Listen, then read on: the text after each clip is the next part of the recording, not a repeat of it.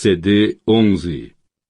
O casamento esteve prestes a naufragar aos 2 meses de idade, porque Aureliano II, tentando aplacar Petra Cotes, fê-la tirar um retrato vestida de rainha de Madagascar. Quando Fernanda soube, tornou a arrumar as arcas do enxoval de recém-casada e partiu de Macondo sem se despedir. Aureliano II alcançou-a na estrada do Pantanal. Ao fim de muitas súplicas e promessas de emenda, conseguiu levá-la de volta para casa e abandonou a concubina. Petra Cotes, consciente da sua força, não demonstrou preocupação. Ela o fizera homem. Ainda menino, o tirara do quarto de Melquiades com a cabeça cheia de ideias fantásticas e sem nenhum contato com a realidade, e lhe dera um lugar no mundo. A natureza o tinha feito reservado e esquivo, com tendência para a meditação solitária, e ela lhe havia moldado o temperamento oposto, vital, expansivo, aberto, e lhe havia infundido a alegria de viver e o prazer da farra e da dissipação, até convertê-lo por dentro e por fora no homem com quem havia sonhado para si desde a adolescência. Casara-se, pois, como mais cedo ou mais tarde os filhos se casam. Ele não ousou lhe antecipar a notícia. Assumiu uma atitude tão infantil diante da situação que fingia falsos rancores e ressentimentos imaginários, procurando um modo de ser Petra Cotes quem provocasse o rompimento. Um dia em que Aureliano lhe fez uma censura injusta, ela descobriu o jogo e pôs as coisas no seu devido lugar. "O que acontece", disse, "é que você quer se casar com a rainha." Aureliano II, envergonhado, fingiu um ataque de raiva, declarou-se incompreendido e ultrajado e não voltou a visitá-la. Petra Cotes, sem perder por um só instante o seu magnífico domínio de fera em repouso, ouviu a música e os foguetes de casamento, a barulhada enlouquecedora da festança pública, como se tudo isso não fosse nada além de uma nova travessura de Aureliano II. Aos que se compadeceram da sua sorte, tranquilizou-os com um sorriso. "Não se preocupem", disse. "As rainhas sempre cumprem as minhas ordens." A uma vizinha que lhe trouxe umas velas para que iluminasse com elas o retrato do amante perdido, disse com segurança enigmática: "A única vela que o fará vir está sempre acesa." Tal como ela havia previsto, Aureliano II voltou à sua casa imediatamente após a lua de mel. Trouxe os seus companheiros de sempre, um fotógrafo ambulante e a roupa e a capa de arminho suja de sangue que Fernanda usara no carnaval. No calor da farra que se armou essa tarde, vestiu Petra Cotes de rainha, coroou a soberana absoluta e vitalícia de Madagascar, e distribuiu cópias do retrato entre os seus amigos. Ela não só se prestou à brincadeira, como também se compadeceu intimamente dele, pensando que devia estar muito assustado quando imaginou aquele extravagante recurso de reconciliação. Às 7 da noite, ainda vestida de rainha, recebeu-o na cama. Tinha apenas 2 meses de casado, mas ela percebeu imediatamente que as coisas não andavam bem no leito nupcial, e experimentou o delicioso prazer da vingança consumada. 2 dias depois, entretanto, quando ele não se atreveu a voltar e mandou um intermediário para que resolvesse os termos da separação, ela compreendeu que ia precisar de mais paciência do que a prevista, porque ele parecia disposto a se sacrificar pelas aparências. Mesmo assim, não se alterou. Tornou a facilitar as coisas com uma submissão que confirmou a crença generalizada de que ela era uma pobre mulher, e a única lembrança de Aureliano II que conservou foi um par de botinas de verniz que, conforme o que ele mesmo dissera, eram as que queria ter calçadas no ataúde. Guardou-as embrulhadas em trapos no fundo do baú e preparou-se para apacentar uma espera sem desespero. "Mais cedo ou mais tarde terá que vir", disse para si mesma, "mesmo que seja só para calçar estas botinas." Não teve que esperar tanto quanto supunha. Realmente Aureliano II compreendera desde a noite de núpcias que voltaria à casa de Petra Cotes muito antes de que tivesse necessidade de calçar as botinas de verniz. Fernanda era uma mulher perdida para o mundo. Nascera e crescera a 1000 quilômetros do mar, numa cidade lúgubre, por cujas ruelas de pedra chacoalhavam ainda em noites mal assombradas as carruagens dos vice-reis. 32 campanários davam toques de defunto às 6 da tarde. Na casa senhorial, ladrilhada de lousas sepulcrais, jamais se conhecera o sol. O ar morrera nos ciprestes do pátio, nas pálidas cortinas das alcovas, nas arcadas úmidas do Jardim dos Nardos. Fernanda não tivera até a puberdade outra notícia do mundo a não ser os melancólicos exercícios de piano executados em alguma casa vizinha por alguém que durante anos e anos se permitiu a liberdade de não fazer a sesta. No quarto da mãe doente, verde e amarela, debaixo da empoeirada luz dos vitrais, escutava as escalas metódicas, tenazes, desanimadas, e pensava que essa música estava no mundo, enquanto ela se consumia tecendo coroas de defunto. Sua mãe, suando a febre das 5, falava do esplendor do passado. Ainda muito menina, numa noite de lua, Fernanda vira uma linda mulher vestida de branco que atravessava o jardim para o oratório. O que mais a angustiou naquela visão fugitiva foi que a sentiu exatamente igual a ela, como se tivesse visto a si mesma com 20 anos de antecipação. É a tua bisavó, a rainha, disse-lhe a mãe numa trégua da tosse. Morreu de um golpe de ar que apanhou ao quebrar um talo de nardo. Muitos anos depois, quando começou a se sentir igual à bisavó, Fernanda pôs em dúvida a visão da infância, mas a mãe reprovou a sua incredulidade. Somos imensamente ricos e poderosos, disse. Um dia você será rainha. Ela acreditou, embora só ocupassem a longa mesa com toalhas de linho e baixela de prata para tomar uma xícara de chocolate com água e um pão doce. Até o dia do casamento sonhou com um reinado de lenda, apesar de que seu pai, Dom Fernando, tivesse que hipotecar a casa para lhe comprar o enxoval. Não era ingenuidade nem delírio de grandeza, fora educada assim, desde que pôde fazer uso da razão, que se lembrava de ter feito as suas necessidades num piniquinho de ouro com o escudo de armas da família. Saiu de casa pela primeira vez aos 12 anos, num Tilbury que teve apenas que percorrer 2 quarteirões para levá-la ao convento. As suas companheiras de estudo se surpreenderam de que a pusessem separada numa cadeira de espaldar muito alto e de que não se misturasse com elas nem durante o recreio. Ela é diferente, explicavam as freiras. Vai ser rainha. As colegas acreditaram porque já era na época a donzela mais bela, distinta e discreta que tinham visto na vida. Ao fim de 8 anos, tendo aprendido a versejar em latim, a tocar o clavicórdio, a conversar sobre falcoaria com os cavalheiros e sobre apologética com os arcebispos, a expor assuntos de Estado com os governantes estrangeiros e assuntos de Deus com o Papa, voltou para a casa de seus pais para tecer coroas de defunto. Encontrou-a desfalcada. Restavam apenas os móveis indispensáveis, os candelabros e a baixela de prata, porque os utensílios domésticos tinham sido vendidos um a um para pagar os gastos da sua educação. Sua mãe sucumbira à febre das 5. Seu pai, Dom Fernando, vestido de negro, com um colarinho de babados e uma corrente de ouro atravessada no peito, dava-lhe às segundas-feiras uma moeda de prata para os gastos domésticos e levava as coroas de defunto terminadas na semana anterior. Passava a maior parte do dia trancado no escritório, e nas poucas ocasiões em que saía à rua, voltava antes das 6 para acompanhá-la ao rezar o rosário. Nunca manteve amizade íntima com ninguém. Nunca ouviu falar das guerras que sangraram o país. Nunca deixou de ouvir os exercícios de piano às 3 da tarde. Começava, inclusive, a perder a esperança de ser rainha, quando soaram 2 pancadas firmes no portão, e ela o abriu para um militar erecto, de gestos cerimoniosos, que tinha uma cicatriz na face e uma medalha de ouro no peito. Fechou-se com seu pai no escritório. 2 horas depois, o pai foi buscá-la no quarto de costura. Preparai-vos, disse. Tendes que fazer uma longa viagem. Foi assim que a levaram para Macondo. Num só dia, numa bofetada brutal, a vida jogou-lhe por cima dos ombros todo o peso de uma realidade que durante anos seus pais lhe haviam escondido. De volta em casa, fechou-se no quarto para chorar, indiferente às súplicas e explicações de Dom Fernando, tentando apagar a cicatriz daquele embuste inaudito. Prometera a si mesma não abandonar o quarto até a morte, quando Aureliano II chegou para buscá-la. Foi uma sorte incrível, porque no aturdimento da indignação, na fúria da vergonha, ela lhe havia mentido para que nunca conhecesse a sua verdadeira identidade. As únicas pistas reais de que dispunha Aureliano II quando saiu para procurá-la eram a sua inconfundível dicção do páramo e o seu ofício de tecelã de coroas fúnebres. Procurou-a sem descanso. Com a temeridade atroz com que José Arcádio Buendia atravessara a serra para fundar Macondo, com o orgulho cego com que o coronel Aureliano Buendia promovera suas guerras inúteis, com a tenacidade insensata com que Úrsula assegurava a sobrevivência da estirpe, assim Aureliano II procurou Fernanda sem um só instante de desalento. Quando perguntou onde se vendiam coroas de defunto, levaram-no de casa em casa para que escolhesse as melhores.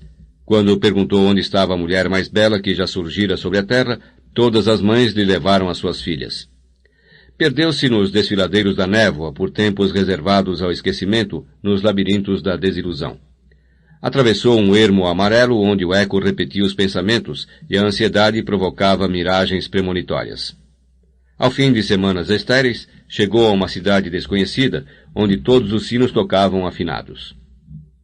Embora nunca os tivesse visto, nem ninguém os tivesse descrito, reconheceu imediatamente os muros carcomidos pelo sal dos ossos, as decrépitas varandas de madeiras destripadas pelos fungos, e pregado no portão e quase apagado pela chuva, o cartãozinho mais triste do mundo.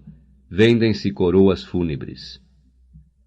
Desse momento até a manhã gelada em que Fernanda abandonou a casa aos cuidados da Madre Superiora, mal houve tempo para que as freiras cosessem um enxoval e colocassem em 6 baús os candelabros, a baixela de prata e o piniquinho de ouro e os incontáveis e inúteis destroços de uma catástrofe familiar que tardara 2 séculos para se consumar.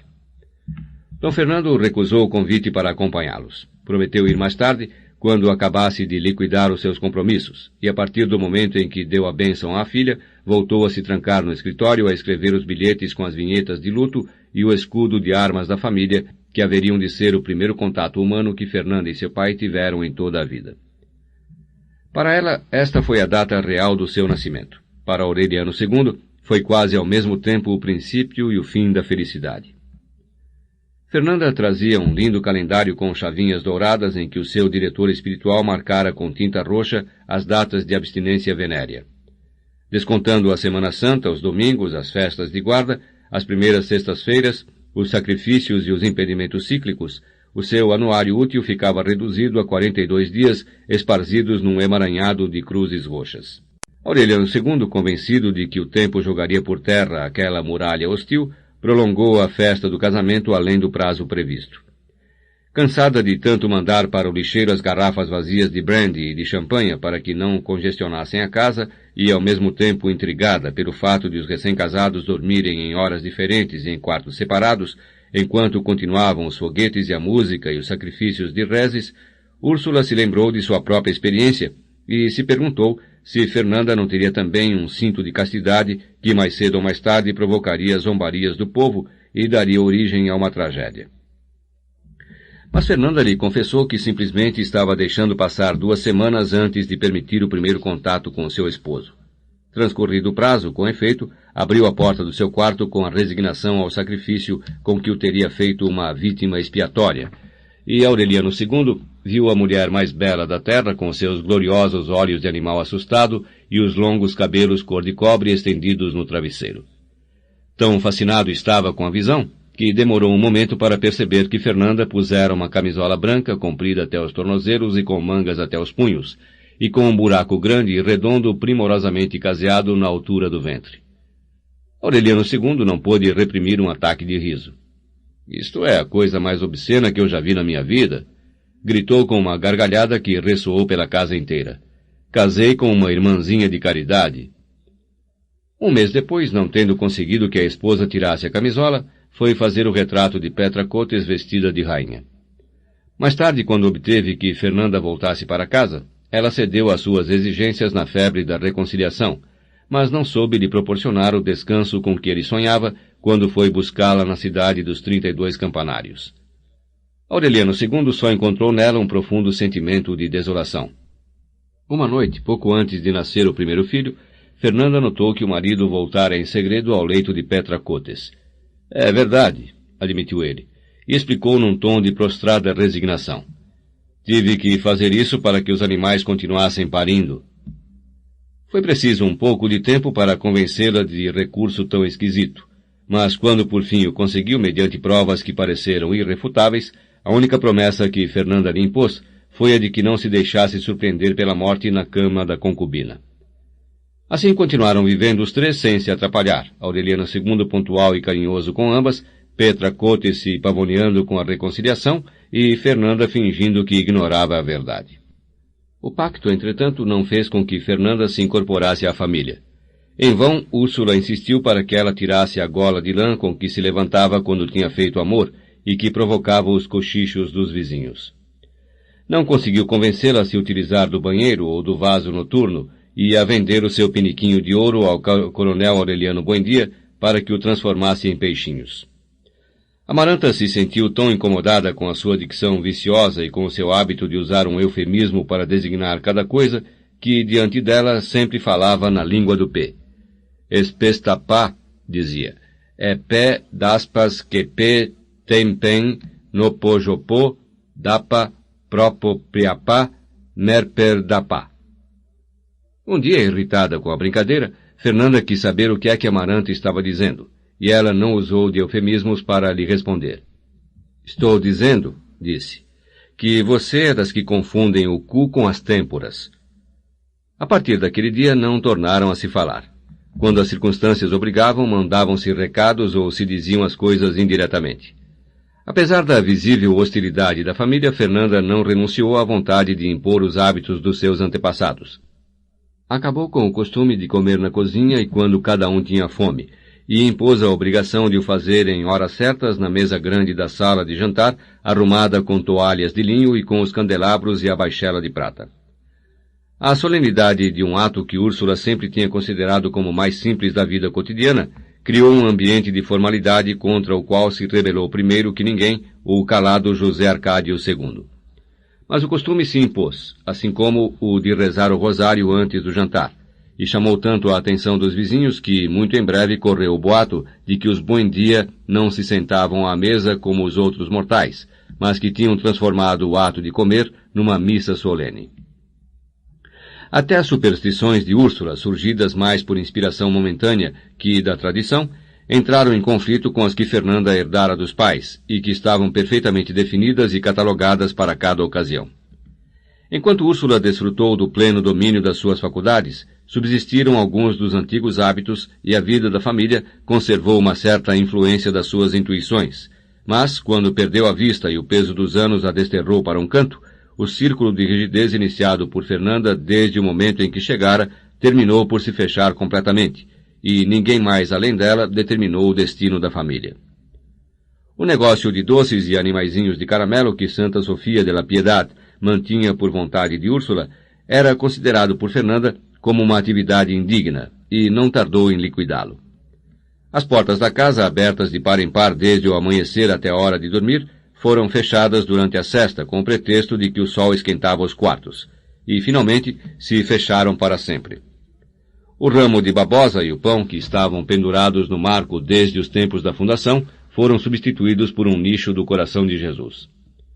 O coronel Aureliano Buendia chegou a perceber aquelas mudanças e previu as suas consequências. Estamos virando gente fina, protestava.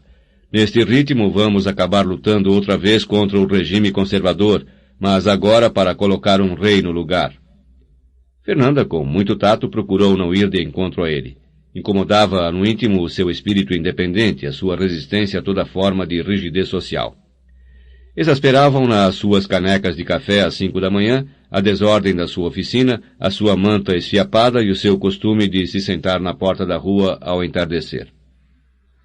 Teve que permitir, porém, essa peça solta do mecanismo familiar, porque tinha a certeza de que o velho coronel era um animal apaziguado pelos anos e pela desilusão, que, num arranque de rebeldia senil, poderia arrancar os cimentos da casa. Quando o marido decidiu pôr no primeiro filho o nome do bisavô, ela não se atreveu a fazer oposição, porque só tinha chegado há 1 ano. Mas quando nasceu a primeira filha, expressou sem reservas a sua determinação de que se chamasse Renata, como a sua mãe. Úrsula tinha resolvido que se chamaria Remédios. Ao fim de uma tensa controvérsia, na qual Aureliano II atuou como mediador divertido, batizaram-na com o nome de Renata Remédios, mas Fernanda continuou chamando a menina de Renata puramente, enquanto que a família do marido e todo o povo continuaram a chamá-la de Meme, apelido de Remédios. No princípio, Fernanda não falava da sua família, mas com o tempo começou a idealizar o pai. Falava dele na mesa como de um ser excepcional, que havia renunciado a toda espécie de vaidade e que se estava transformando em santo. Aureliano II, espantado com o endeusamento repentino do sogro, não resistia à tentação de fazer pequenas zombarias pelas costas da esposa. O resto da família seguiu o exemplo. A própria Úrsula, que era extremamente zelosa da harmonia familiar e que sofria em segredo com os atritos domésticos, permitiu-se dizer certa vez que o pequeno tataraneto tinha assegurado o seu futuro pontifical, porque era neto de santo e filho de rainha com criador de gados.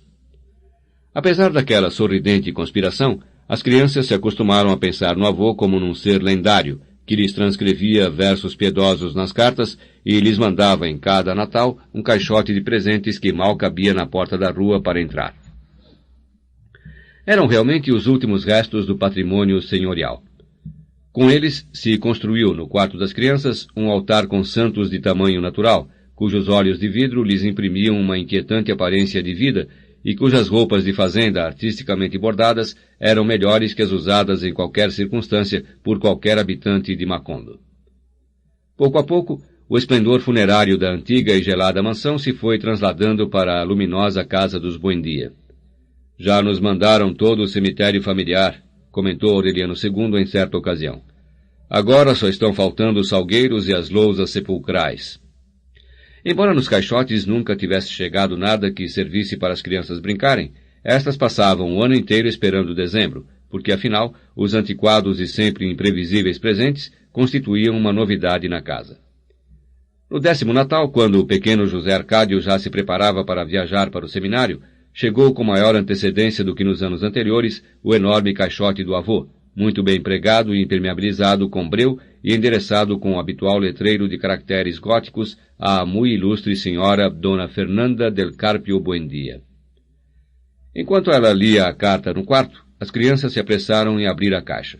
Ajudados como de costume por Aureliano II, rasparam os lacres de breu, despregaram a tampa, tiraram a serragem protetora e encontraram dentro uma comprida arca de chumbo fechada com parafusos de cobre. Aureliano II tirou os 8 parafusos diante da impaciência das crianças e mal teve tempo de soltar um grito e afastá-las para o lado quando levantou a tampa de chumbo e viu Dom Fernando vestido de preto e com um crucifixo no peito, com a pele arrebentada em bolhas fedorentas e se cozinhando a fogo lento num espumoso e borbulhante caldo de pérolas vivas. Pouco depois do nascimento da menina, anunciou-se o inesperado jubileu do coronel Aureliano Buendia, ordenado pelo governo para celebrar um novo aniversário do Tratado de Neerlândia. Foi uma determinação tão incongruente com a política oficial que o coronel se pronunciou violentamente contra ele e recusou a homenagem. É a primeira vez que ouço a palavra jubileu, dizia, mas qualquer coisa que ela signifique não pode ser nada além de zombaria. A estreita oficina de ourivesaria se encheu de emissários. Voltaram, muito mais velhos e muito mais solenes, os advogados de terno escuro que em outra época esvoaçavam como corvos em torno do coronel. Quando este os viu aparecer, já que em outros tempos chegavam para atrapalhar a guerra, não pôde suportar o cinismo dos seus panegíricos. Ordenou-lhes que o deixassem em paz, insistiu no fato de ele não ser um prócer da nação como eles diziam, e sim um artesão sem recordações, cujo único sonho era morrer de cansaço no esquecimento e na miséria dos seus peixinhos de ouro.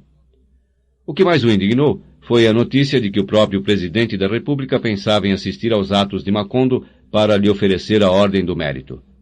O coronel Aureliano Buendia mandou-lhe dizer, palavra por palavra, que esperava com verdadeira ansiedade aquela tardia, mas merecida ocasião de lhe dar um tiro, não para cobrar as arbitrariedades e anacronismos do seu regime, mas por faltar com respeito a um velho que não fazia mal a ninguém. Foi tal a veemência com que pronunciou a ameaça que o presidente da República cancelou a viagem na última hora e mandou a condecoração por um representante pessoal. O coronel Genineldo Marques, assediado por pressões de toda espécie, abandonou o seu leito de paralítico para persuadir o seu antigo companheiro de armas. Quando este viu aparecer a cadeira de balanço carregada por 4 homens e viu sentado nela entre almofadas o amigo que partilhara das suas vitórias e infortúnios desde a juventude, não duvidou por um só instante de que fazia aquele esforço para lhe expressar a sua solidariedade. Mas quando soube do verdadeiro propósito daquela visita, fez com que o retirassem da oficina. Tarde demais eu me convenço, disse a ele, de que teria feito um grande favor a você se tivesse deixado que o fuzilassem. De modo que o jubileu se realizou sem a presença de nenhum dos membros da família. Foi por acaso que coincidiu com a semana do Carnaval, mas ninguém conseguiu tirar da cabeça do coronel Aureliano Buendia a ideia obstinada de que também aquela coincidência tinha sido prevista pelo governo para reforçar a crueldade da zombaria. Da oficina solitária ouviu as músicas marciais, as salvas de artilharia, os sinos do Te Deum e algumas frases dos discursos pronunciados defronte da casa quando batizaram a rua com o seu nome. Seus olhos se umedeceram de indignação, de raivosa impotência, e pela primeira vez desde a derrota, doeu-lhe não possuir mais os arroubos da juventude para promover uma guerra sangrenta que apagasse até o último vestígio do regime conservador. Ainda não se haviam extinguido os ecos da homenagem quando Úrsula bateu na porta da oficina. Não aborreçam, ele disse. Estou ocupado. Abre! Úrsula insistiu com voz cotidiana. Isto não tem nada que ver com a festa. Então o coronel Aureliano Buendia tirou a tranca e viu na porta 17 homens dos mais variados aspectos, de todos os tipos e cores, mas todos com um ar solitário que teria bastado para identificá-los em qualquer lugar da terra. Eram os seus filhos. Sem combinar nada, sem se conhecerem, tinham chegado dos mais distantes lugares do litoral, cativados pelo barulho do jubileu. Todos usavam com orgulho o nome de Aureliano e o sobrenome da mãe. Durante os 3 dias que permaneceram na casa para a satisfação de Úrsula e o escândalo de Fernanda, ocasionaram transtornos incríveis. Amaranta procurou entre antigos papéis a caderneta de contas onde Úrsula anotara os nomes e as datas de nascimento e o batismo de todos, e acrescentou no espaço correspondente a cada um o domicílio atual. Aquela lista teria permitido fazer uma recapitulação de 20 anos de guerra. Poder-se-iam reconstituir com ela os itinerários noturnos do coronel, desde a madrugada em que saiu de Macondo à frente de 21 homens para uma rebelião quimérica, até que regressou pela última vez, embrulhado na manta dura de sangue. Aureliano II não perdeu a ocasião de festejar os primos com uma estrondosa farra de champanha e acordeão, que se interpretou como um atrasado ajuste de contas com o carnaval malogrado pelo jubileu. Reduziram a cacos metade da louça, quebraram as roseiras perseguindo um touro para o mantear, mataram galinhas a tiros, obrigaram Amaranta a dançar as valsas tristes de Pietro Crespi, conseguiram fazer Remédios a Bela vestir calças de homem para subir no pau de sebo, e soltaram na sala de jantar um leitão lambuzado de gordura que nauseou Fernanda, mas ninguém lamentou a sua indisposição, porque a casa estremeceu com um terremoto de boa saúde. O coronel Aureliano Buendia, que a princípio os recebeu com desconfiança e até pôs em dúvida a filiação de alguns, divertiu-se com as suas loucuras, e antes que fossem embora, presenteou cada um com um peixinho de ouro. Até o esquivo José Arcádio II lhes ofereceu uma tarde de rinha, que esteve quase por terminar em tragédia, porque vários dos aurelianos eram tão experimentados em transações de galos que descobriram no primeiro golpe de vista as trapaças do padre Antônio Isabel. Aureliano II, que viu as ilimitadas perspectivas de farra que oferecia aquela animada parentela, decidiu que todos ficariam para trabalhar com ele. O único que aceitou foi Aureliano Triste, um mulato grande com os ímpetos e o espírito explorador do avô, que já havia tentado a sorte em meio mundo e para quem tanto fazia ficar em qualquer parte. Os outros, embora ainda fossem solteiros, consideravam resolvido o seu destino. Eram todos artesãos hábeis, homens de suas casas, gente de paz. Na quarta-feira de cinzas, antes que voltassem a se dispersar pelo litoral, Amaranta conseguiu que vestissem roupas de domingo e a acompanhassem à igreja. Mais divertidos que piedosos, deixaram-se conduzir até o altar onde o padre Antônio Isabel lhes pôs na testa a cruz de cinza. De volta em casa, quando o menor quis limpar a testa, descobriu que a mancha era indelével, e que também o eram as de seus irmãos. Experimentaram com água e sabão, com terra e bucha, e, por último, com pedra-pomes e água sanitária, e não conseguiram apagar a cruz. Em compensação, Amaranta e os outros que foram à missa tiraram-na sem dificuldade. Assim vão melhor, despediu-os Úrsula. De agora em diante ninguém poderá confundi-los. Foram a galope precedidos pela banda de música e soltando foguetes, e deixaram no povo a impressão de que a estirpe dos Buendia tinha sementes para muitos séculos. Aureliano Triste, com a sua cruz de cinza na testa, instalou nos arrabaldes do povoado a fábrica de gelo com que sonhara José Arcádio Buendia nos seus delírios de inventor. Meses depois da sua chegada, quando já era conhecido e apreciado, Aureliano Triste andava procurando uma casa para mandar vir sua mãe e uma irmã solteira, que não era filha do coronel, e se interessou por um casarão decrépito que parecia abandonado numa esquina da praça. Perguntou de quem era.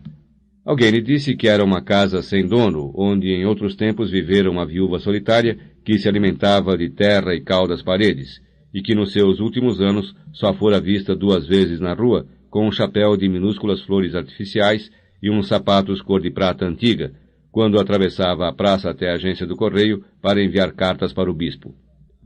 Disseram-lhe que a sua única companhia fora uma criada desalmada que matava cães e gatos, e quanto animal penetrava na casa, e jogava os cadáveres